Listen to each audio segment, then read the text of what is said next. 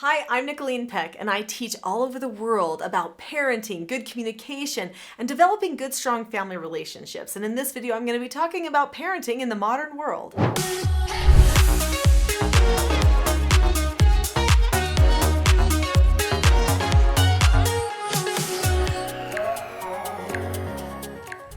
In this video, I'm going to be talking about the different types of parenting that we see around us today and some of the pitfalls that we might experience as we go through our parenting journey. I'm also going to be sharing with you some key things that you can do so that you don't fall into these traps too.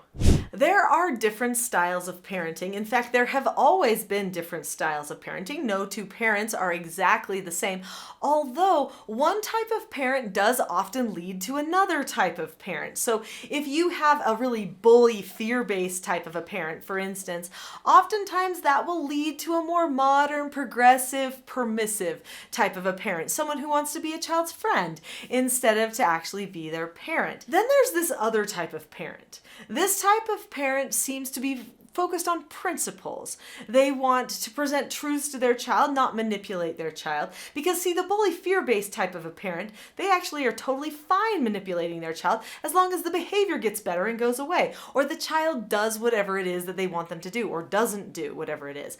That parent just wants to be in control and have that child obey, and that's it. The permissive or modern progressive type of a parent, they're really focusing on the relationship, which is great. They want to have a relationship. The problem is the roles get all out of whack. So the parent starts behaving more like a friend and the child starts behaving more like an adult, and then soon we've lost parental authority somewhere in there, and there isn't the type of teaching and training that happens, and the child ends up feeling abandoned and alone.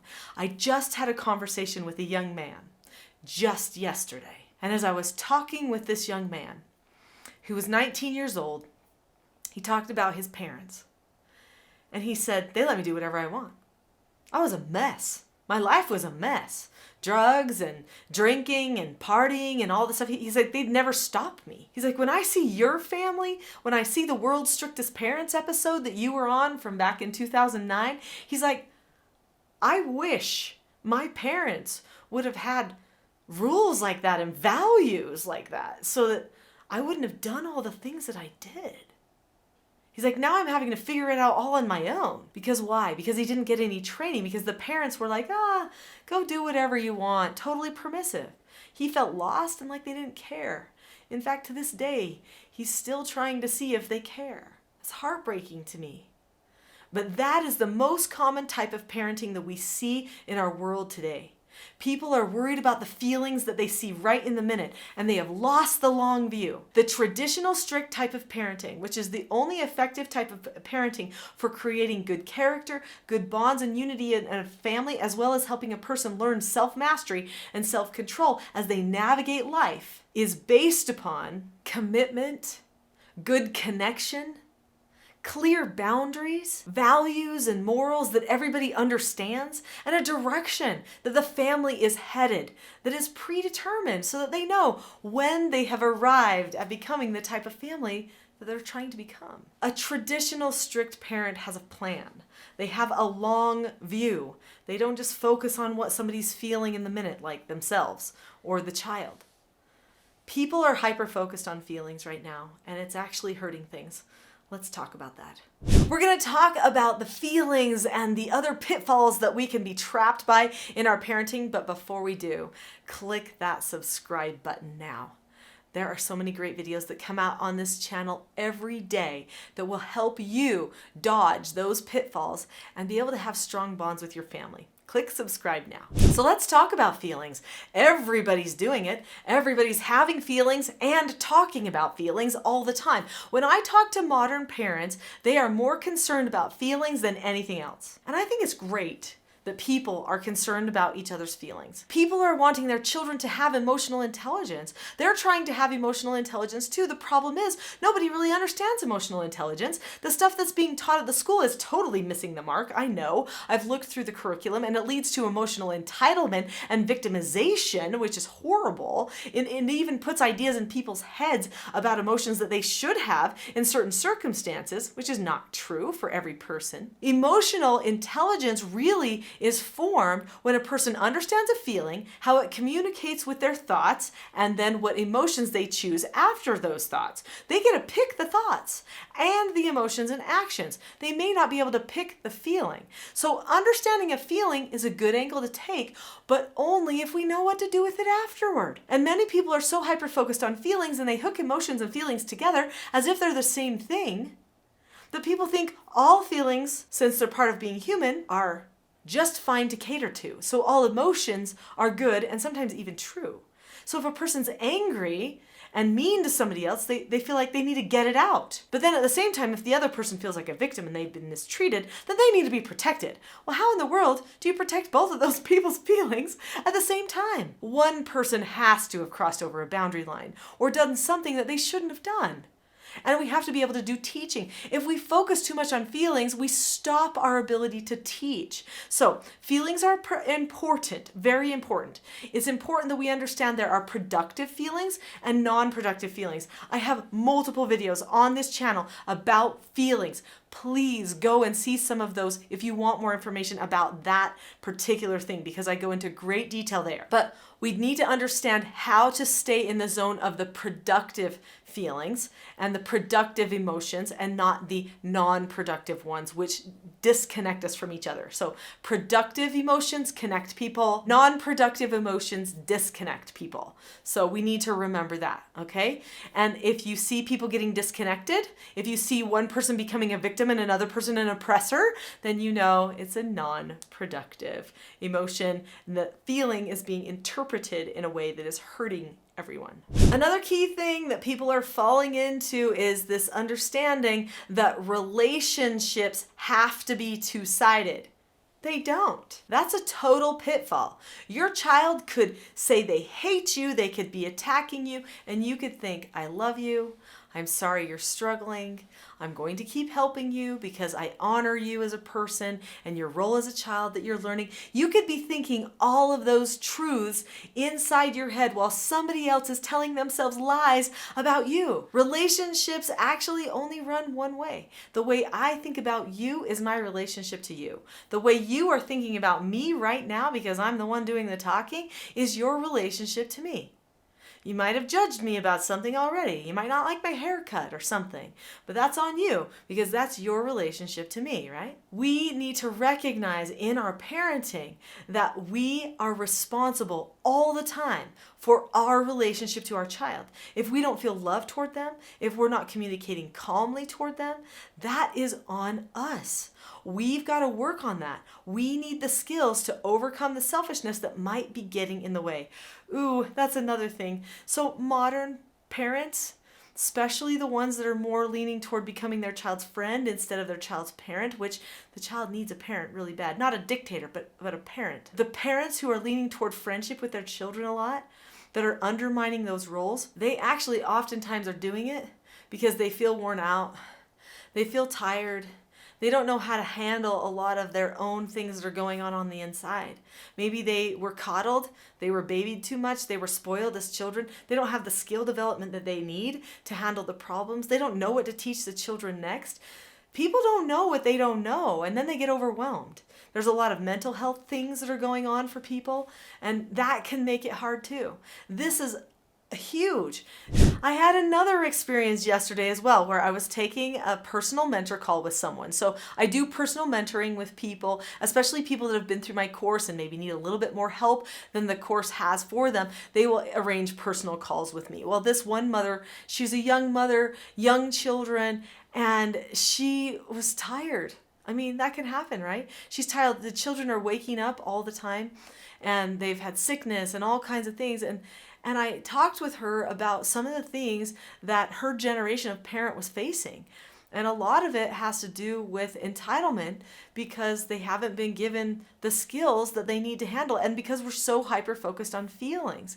And she was like, you know, that's right. She says, I feel down a lot. In fact, I don't know how to handle my problems a lot. And I think that it's almost like this dialogue that's going on in my head that has come from the generation that I was brought up in. I'm like, yeah.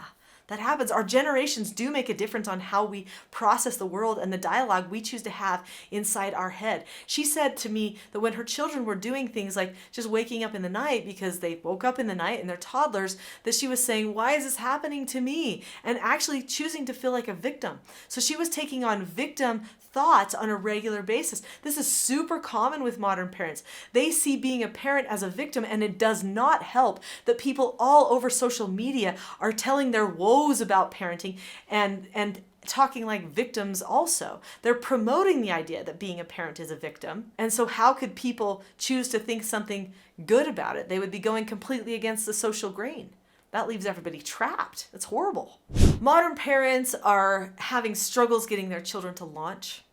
They're having struggles getting their children to carry a weight or a load around the house, take personal responsibility. Children are blaming their parents for a lot of things. And I think this is also because modern parents are blaming the children for all kinds of things. And they're blaming their upbringing. And they're blaming everybody else. The parents are oftentimes not wanting to take personal responsibility. So it shouldn't surprise us that the children don't necessarily want to take personal responsibility either. This is a big characteristic of modern parenting. And this one's a little newer because in previous generations, the parents have always taken the responsibility on as the parent. Whether they've been the bully or whether they've ruined their child, they usually would take that and say, oh no, I did that. Now they say, oh, it's somebody else's fault. And part of that happens because the parents of this generation of parents were really focused on their children being perceived as perfect and everything running just smoothly and perfectly for the children. And so the children could do no wrong. So every time something did happen that was wrong, the parent made an excuse for the child and for everybody else who saw the problem. So the child does not know how to just take responsibility. They don't know how to accept consequences from their own life. And that is one of the 4 basic skills for self-government success. That's accepting your own consequences. Because a person cannot learn self-government or self-mastery unless they learn cause and effect. And you can't learn cause and effect if you don't accept consequences. Obviously, I cannot give an exhaustive list of everything modern parents are facing. There's so many, but some other key things that modern parents really feel like they're falling into and they find out too late. And that is technology, sex culture, and well-defined values. That's huge. So technology, everyone's like, well, it's part of our world. We need it. We need to be able to use it. And the parents let the child get into it really young. They even hand the phone to the child when they're little to calm them down when they're having a tantrum at the store or something. And then they're like, oh no, my child's an addict. What do I do? How do I get him off of this? And they don't watch for the signs that the child is going too deeply into that device or those screens until it's too late. And now they've got addictions that they've got to overcome or help the child overcome. And at this point, the child is resistant because they have addictions. So this is a terrible thing for parents to be dealing with. Children need to learn how to accept no answers on technology way earlier on than they're being taught right now. And parents need to learn that it's okay for children to wait for some of those stimulations that come from technology. They need to have more government over themselves so that the devices don't control them.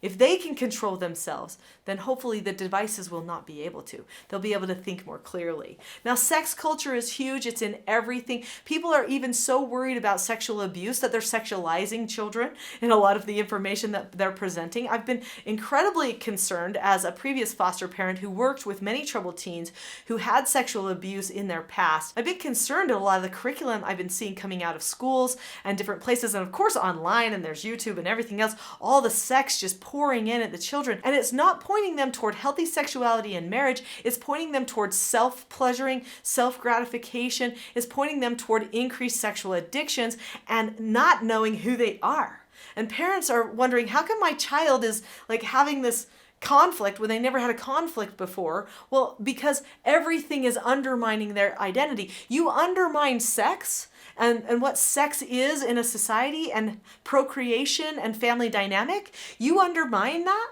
You undermine a person's identity every day of the week, because we all have to have a big picture of where we're headed in our adult life. And that big picture usually includes family life. It includes having a family of our own. And so when we turn it into, well, whether you wanted it or whether you didn't want it, and you just decide whether you want that stimulation or you don't, and if you make a mistake, then whatever, And if we turn it into that, then our children struggle. So many parents are not knowing what to do with that because they're like, well, there's like freedom of expression, right? And people can make their own decisions, and there's all these different kinds of people that we know, and everybody has their own thing. But at the end of the day, the child ends up in this sex culture going, should I just stay with focusing on my own pleasure? I think I will. I think it's safer. Sex isn't safe, and it's also supposed to be for everybody, so I don't know what to do. There's so much confusion there, and it really is hurting our young people. So that's a hard one that people are dealing with. And then what about values? So I will say modern families are shifting in values pretty drastically. Some people raised with certain values or even religious principles are all of a sudden going, nah, I don't think I'll do that. Now that's always happened to some degree over the course of history, but it really is a big thing going on right now where a lot of parents are abandoning their core values and principles, and instead of taking those principles and truths that they were raised with, and maybe the raising wasn't super great, which is why they're leaving them, I don't know, but they had them and they were historical and they were part of society forever and ever. Now what they're doing is trying to invent new things based on their own preferences, and they're calling those things truths, and they're calling them their new values. And what's happening is that the children now are the victim of that because they're having a hard time knowing what's right and wrong, good and bad, true and false. And it seems like everything's so very subjective that again, this undermines their attachment to family. This undermines their identity. You want your children to stay close to you, they need to know what you stand for. They need to know your values, your principles, and the truth. And it better be based upon the truth. If not, they're going to leave your side. They will drift away. That's what happens. So we want to keep rock solid values for our children. That's super important. I've given a ton of advice, but I wanted to share with you some other skills for success. So there are adult skills that parents just are not teaching their children anymore. The 4 basic skills that I teach in my Teaching Self-Government Parenting course are actually 4 of the most vital adult skills that a person could learn.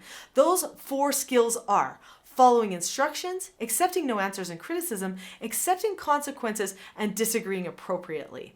Also, teaching children how to problem solve, how to converse well with other people, how to be calm when they feel like they're going out of control. These are all skills that people need for success, and we need to be teaching them as parents.